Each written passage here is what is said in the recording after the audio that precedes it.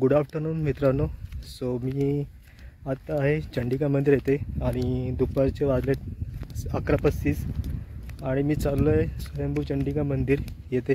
सुप्रसिद्ध असे दाभोळची चंडिका मंदिर आहे. खालती आलं की पायवट आहे जे चंडिका मंदिराच्या दिशेने जाते. साधारण 5-10 मिनटं तरी त्या मंदिरात जायला लागतात. देवीच्या मंदिराच्या जवळ आलं की तुम्हाला असा ॲरो दिसेल. या ॲरोपासून तुम्हाला जवळच तुम्हाला चंडिका मातेचे मंदिर दिसायला लागेल.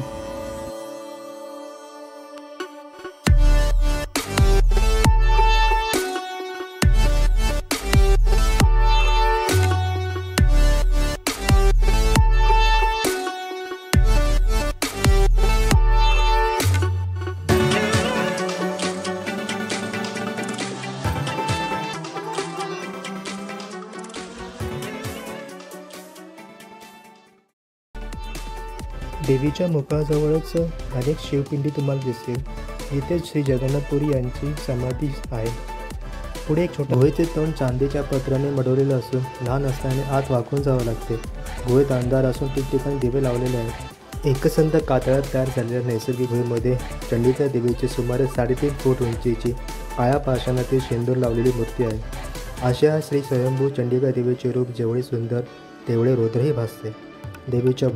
देवीच्या मंदिराच्या उजव्या बाजूला खाली उतरले की एक झरा लागतो. या झऱ्यातलं पाणी आपण पिऊ शकतो. खूप सुंदर, नितळ आणि स्वच्छ असं हे पाणी आहे.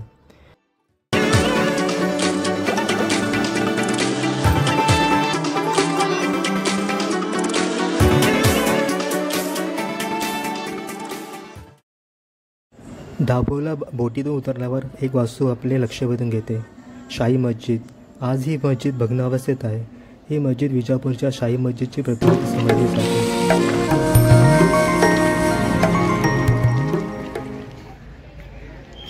मित्रांनो, आपण आता आलो दुसऱ्या डेस्टिनेशनला गोपाळगडला.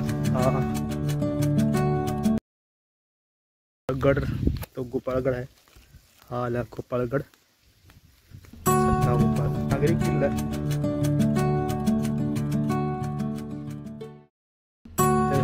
सागरी किल्ला.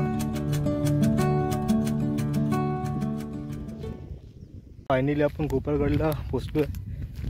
हा आहे गोपाळगड.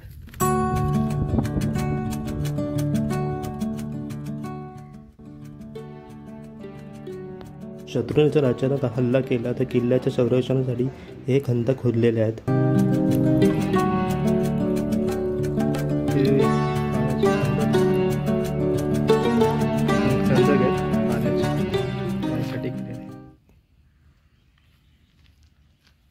त्याच्या आतमध्ये बघूया जाऊन तर गड कसा आहे तो.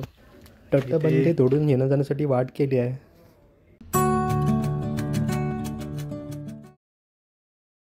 हे जुनं पाण्याचं टाक आहे.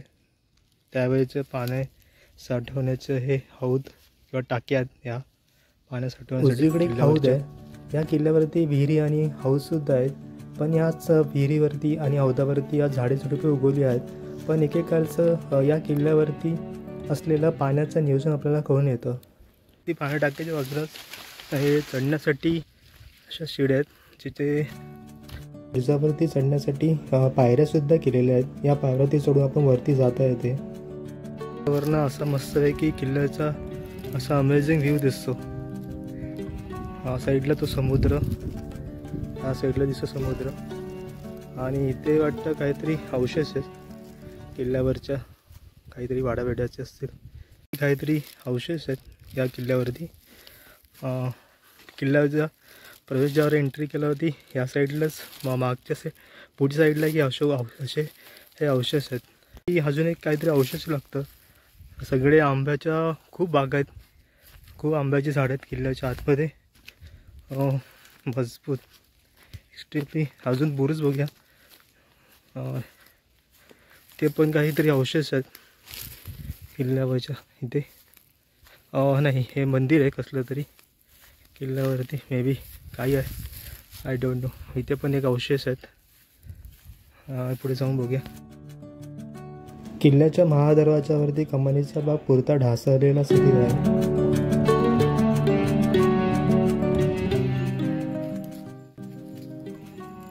ते चढणारा वाटा आहेत इकडनं.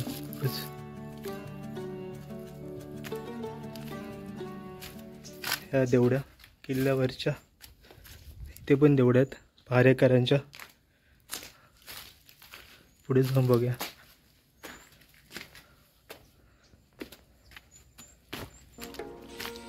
बहुतेक पडझड झाली आहे, पण अजूनही त्याच्या किल्ल्याचं हे ऐतिहासिक महत्त्व अजून याचं टिकून आहे.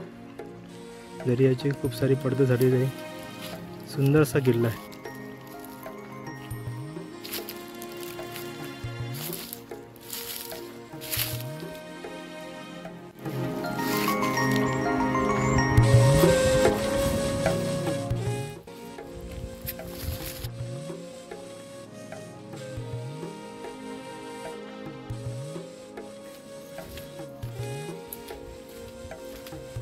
मला वाटतं 12 बुरुज आहेत आणि मोदीचा तो इंद्रांचा प्रकल्प बंद पडलेला आणि सगळं तटबंदी सगळी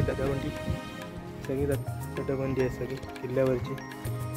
बुरुज आणि खूप सारी आंब्याची झाडे, खूप ओंकार आहेत.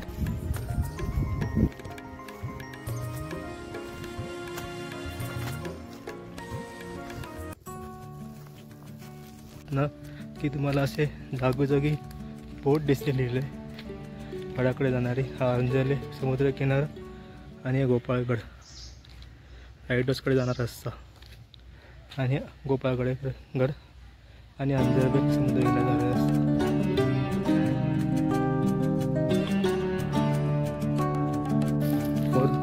लाईट हाऊसकडे आणि हा तो होता साईडला ते ग्रामदेव होतं तो लाईट हाऊसच्या बाजूला तारकेश्वराचं आहे light house.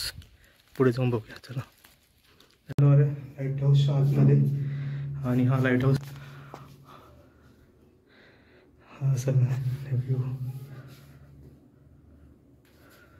Light house Tarkeshwar मंदिर दिसत आहे, यंत्राचा प्रकल्प राहिला असतंय बाहेर.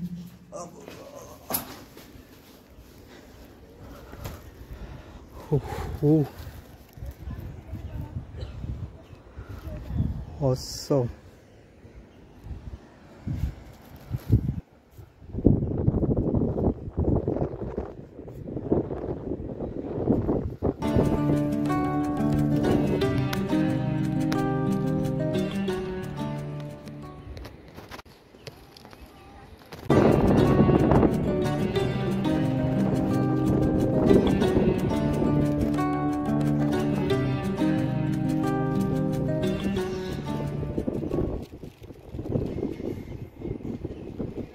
एंडिंग असं होत असेल तर काय पाहिजे आणखीन.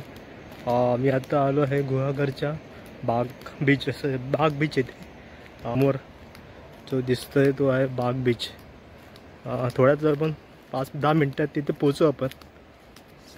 चल ते पोचलोय आपण आणि हा सगळा आहे बाग बीच. कोणीच नाही, जास्त माणसं नाहीत, फार कमी असतात आणि हा बाग बीच.